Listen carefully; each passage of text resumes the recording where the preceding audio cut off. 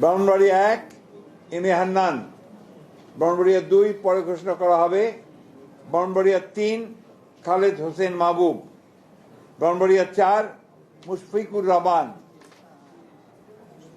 ব্রাহ্মণবাড়িয়া 5 মোহাম্মদ আব্দুল মান্নান। ব্রাহ্মণবাড়িয়া 6 পরে ঘোষণা করা হবে। এটা পরে ঘোষণা করা হবে, অর্থাৎ অন্য দল থাকলে তারা ঘোষণা করবে।